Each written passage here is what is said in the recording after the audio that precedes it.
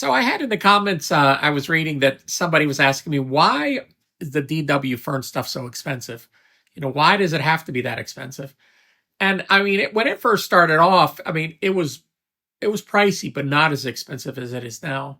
But maybe I could shed some light on this stuff because I've known Doug for forever, and we're good friends.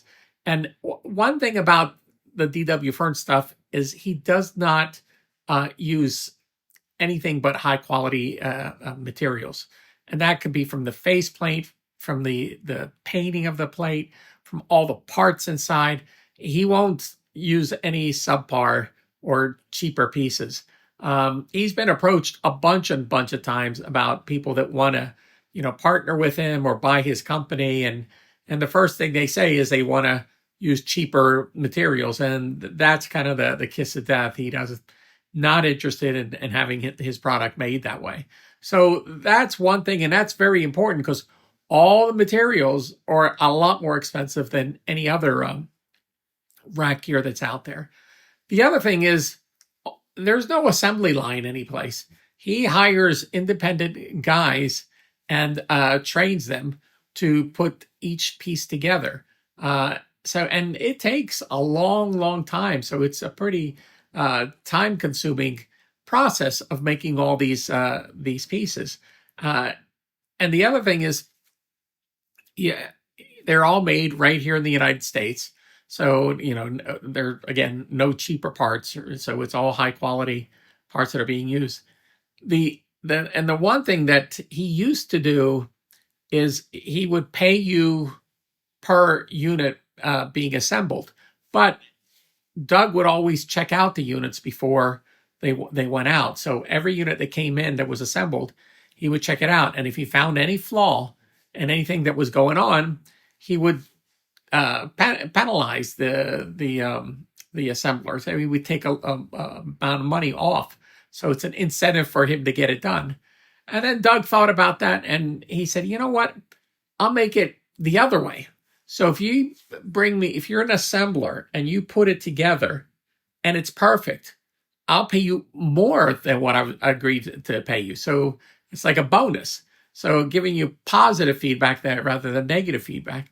And hardly anybody would ever bring one that was perfect because there was always one little thing that needed to be taken care of that Doug would find.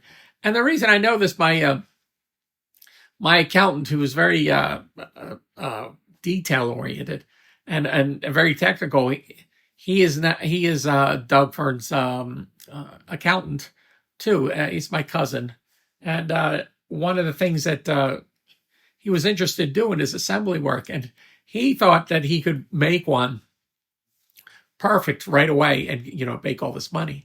And every time he would bring it back to Doug would point out where the flaw was, and it would get made so everything was correct.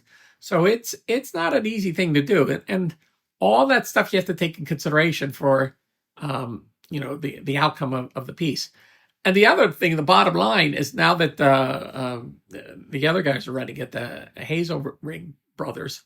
I mean, Doug's still involved, but the Hazelrig brothers are the main assemblers and running the company and all that. They don't make a huge profit putting these things together, and selling them, even though they're as expensive as they are. So I hope that answers the questions. It's just a quality piece.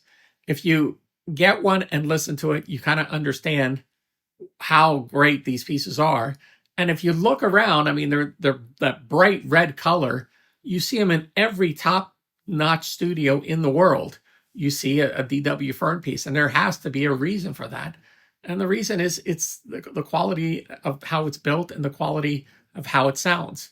So hopefully that answered your questions about the DW Fearn stuff. And there's not an advertisement for it. I mean, yeah, I'm a dealer and I can get units to sell, but I haven't done that in a long time. I'm just saying what it actually is, and the reputation speaks for itself. So there you go.